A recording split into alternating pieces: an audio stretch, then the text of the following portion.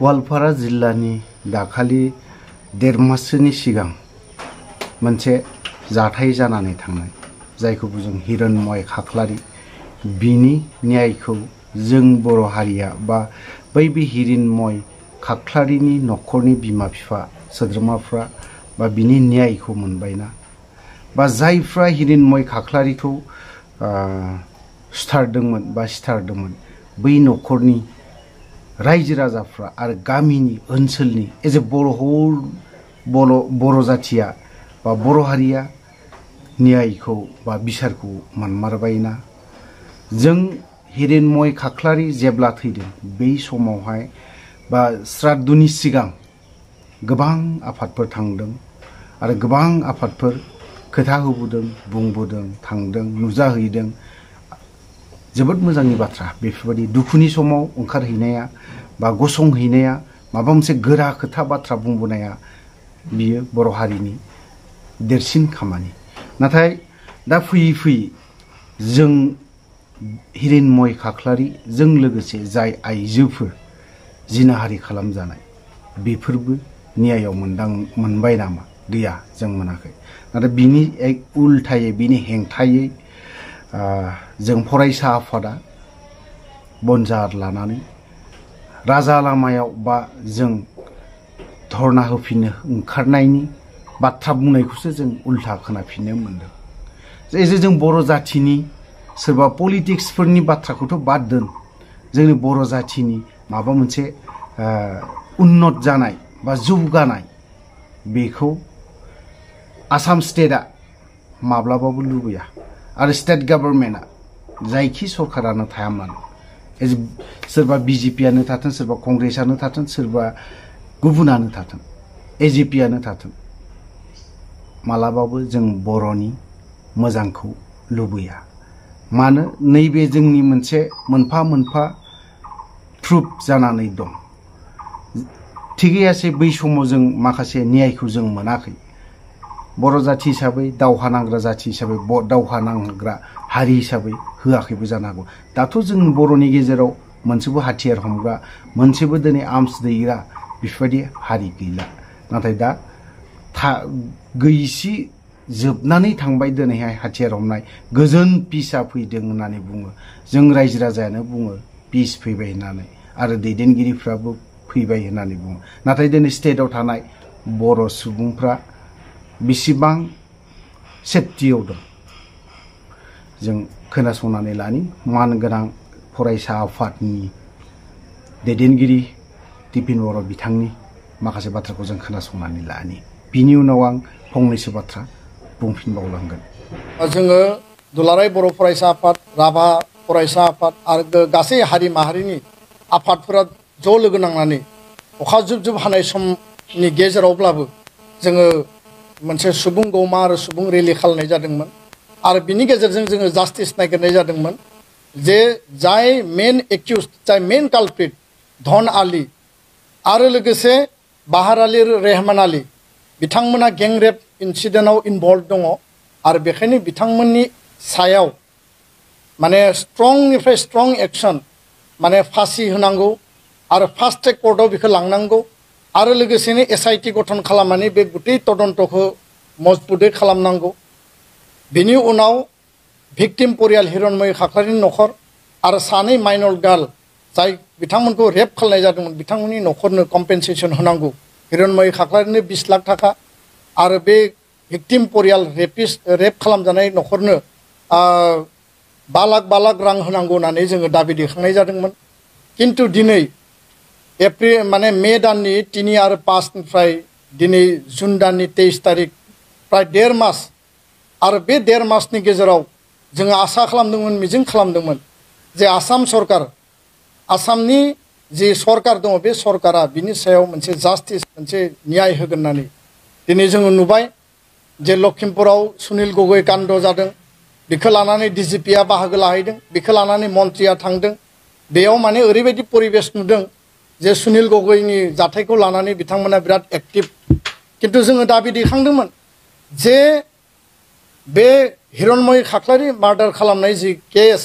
आरो बेयाव धन आली बिथांनि नखरनि शेखबर आली आरो परमिना बेगम साथाम व्यक्तिया बेयाव इनभल्भ दङ बे मानसिफोरनि सायाव जिखिनि एक्सन लानांगौ सरकारा बे भिक्टिम परियालाव फैनानै खबर लाफैनांगौमोन कम्पेनसेसनखौ फोसावनांगौमोन आरो बिनि न्याय बिसारनि थाखाय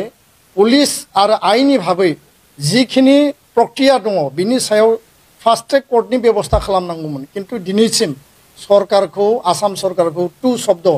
जों खोनानाय नुवाखै कुनु मन्त्रि नखराव थाङाखै डिजिपिआबो नखराव थाङाखै जोङो साबायखर बावदों जे गवालपारा जिल्ला प्रशासन आरो गवालपारा जिल्ला पुलिस बिफानखौ जे बिथांमोना बे साबा सुबुंखौ एरेस्ट खालामदों आरो एरेस्ट खालामनानै जेलाव हरदों किन्तु जेलाव हरनायानो साफिसियेन्ट नङा दिनै जेलाव हरबाय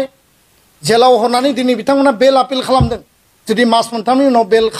गनानै आरोबाव जुदि एक्सन खालायोबा सोरखौबा बुथारोबा सोरखौबा रेप खालायोबा कारण धन आलिया थांनाय 2023 नि नभेम्बर दानाव राजमेलानि समाव आरोबाव सासे माइनर गार्लखौ माने रेप खालामदों रेप खालामनानै 3 मास जेलाव थानानै बिथाङा गबोदों गबोनायनि उनाव सेकेन्ड आरो गें रेप खालामदों गणधर्षण खालामदों सेकेन्ड टाइम आरो बिनि उनाव थार्ड घटनाया जाहैबाय हिरण्मय खाख्लारि आरो बिथांनि टीमा जेब्ला बिथांखौ गामियाव खबर लानो थाङो बिथांमोनखौ एटाक खालामनानै देगारजों सुनानै बिथांखौ बुथारनाय जादों दा बे सासे मानसियानो मोनथाम घटनानि माने बेजों बे मेन कालप्रिट मेन एक्यूज दा बेखायनो जोङो जि दाबि होदोंमोन आरो जोङो दुधनैनि जि रेली बे रेलीनि समाव जों एनाउन्स खालामनानै फैदोंमोन जुदि सरकारा बिनि थाखाय जुदि राइट जास्टिस होआब्ला खबर लायाब्ला सरकारनिफ्राय जुदि कुनु पदक्षेप जायाब्ला दुलाराय बर' फरायसा आफाद बड' मादार एस'सिएशन आरो गासै जोंनि हारिनि आफाद गौथुमफोरा लोगो नांनानै जोंनि जि धाराबाहिक आन्दोलन जोंनि जि कन्टिनिउआस जि मुभमेन्ट जोङो जेब्लासिम न्याय आरो जास्टिस मोना जों बेखौ कन्टिनिउ खालायगोन होननानै दिनैनि बे प्रेस मिटनि गेजेरजों फिन आरोबाव आसाम सरकार आसामनि गिबि मन्त्रि डक्टर हिमन्त बिश्व शर्मा बिथांखौ आपिल खालामदों दाबि खालामदों जाहाथे बिथाङा इन्टारभेनसन खालामो हस्तक्षेप खालामनानै बे जि दुधनै गें रेप आरो मार्डार इन्सिडेन्ट बा बे जि मार्डार घटना बिनि सायाव जाहाथे बिथाङा माने स्ट्रंलि एक्सन लायो खामानि मावो आरो बिथाङा बिनि सायाव इनिशिएटिभ लायो बिनि थाखाय जों फिन दाबि दैखांदों आरो गाबोनो दुलाराय बर' फरायसा आफाद आरो बर' मादार एस'सिएशननि इनिशिएटिभआव दुलाराय बर' फरायसा आफादनि इनिशिएटिभआव जोङो टर्च रेली माने बनजार लानानै जोङो प्रटेस्ट रेली खालामनो थाखाय जोङो फिन थांखि लाबावदों आरो बिनि नेक्स्ट उइकआव जुदि सरकारा जेबो इनिशिएटिभ लायाब्ला जोङो नेक्स्ट उइकआव जोङो आरोबाव जोङो हांगार स्ट्राइक खालामनो थाखाय जोङो बाध्य जागोन कारण सुनील गगৈ काण्डखौ लानानै आसाम सरकारा जेरैबायदि एक्टिभ डिजिपिआ थांदों मन्त्रिया थांदों दुधनै काण्डनि सिगाङाव गुबुन समाव आसामाव गोबां जायगायाव रेप इन्सिडेन्ट जादों मार्डार घटना जादों गें रेप इन्सिडेन्ट जादों आसाम सरकारा बिनि सायाव एक्सन लादों बेबस्था लादों जों नुदों बिनि थाखाय जों धन्यबाद बावो किन्तु दुधनै इन्सिडेन्टखौ लानानै आसाम सरकारा दिनैसिमबो टु शब्द बुंनायखौ जोङो गोसोआव दुखु मोनदों आरो जों खुद्रिदों आरो बेखाय जोङो बुंनो बाध्य जादों असमिया मिडियायावबो बे खोथाखौनो बुंनाय जादों जे बर' जानायखाय ट्राइबेल जानायखाय इन्डिजिनियास मानसि जानायखाय जोंखौ खबर लायाखै नामा जोंनि बे घटनाखौ लानानै आसाम सरकारा इन्टारेस्ट गैया नामा आसामनि मन्त्रि मल्लाया इन्टारेस्ट गैया नामा आसामनि गिबि मन्त्रिया बिनि सायाव मानो जेबो बाथ्रा बुङाखै बे बाथ्राखौ लानानै जों फिन दिनै कुइसन थिखोनो जोङो बाध्य जादों जों गाबोन आसामनि गिबि मन्त्रिनो जों रिमाइन्डार हरगोन अलरेडि मेम'रेन्डामा होनाय जाखाबाय जोङो गवालपारा जिल्ला प्रशासनखौ जों धन्यबाद बावदों बिथांमोनखौ एरेस्ट खालामनायनि थाखाय किन्तु एरेस्ट खालामनायानो फाइनाल खामानि नङा एरेस्ट खालामनानै आयेननि माने लामा लानानै बिथांमोना गफिननायनि दिनै पर्यायबो दङ जुदि बेखौ मोजाङै एक्सन आरो बिनि सायाव जुदि मोजां आयेननि जालखौ जुदि जों साननो हायाब्ला कारण बे मानसिफोरा बे साबा मानसिया गें रेप आरो मार्डार बे मोननै इन्सिडेन्टआव इनभल्भ धन आलिया मोनथाम इन्सिडेन्टआव इनभल्भ आरो बेबायदि कालप्रिट बेबायदि माने मेन एक्यूजखौ कुनु कारनाव जाहाथे बियो लांदां अख्राङाव जाहाथे फैया आरो बिनि जि स्ट्रिंजेन्ट जि पानिशमेन्ट बेखौ जाहाथे मोनो बेखायनो जों दिनै बे खोथाखौ बुंबाय जोंनि जि सोमावसारनाय जोंनि जि प्रटेस्ट जोंनि जि दाबि बे कन्टिनिउ थागोन आरो आसामनि गिबि मन्त्रिनि हस्तक्षेप नागिरनानै दिनै बे प्रेस मिटखौ खालामनाय जाबाय आरो गाबोननि जोंनि जि जिल्ला माने सदराव जिल्लानि हेडक्वार्टाराव गासै आसाम नाङै टर्च रेलि बनजार लानानै जि प्रटेस्ट रेलि बियो गासिबो मोजाङै जाफुंसारगोन बयखौबो जास्टिसनि थाखाय एक्टिभलि हाबा मावनो थाखाय दुलाराय बर' फरायसा आफादनिफ्राय फिन खेबसेबाव खावलायहरबाय गोजोन्थों।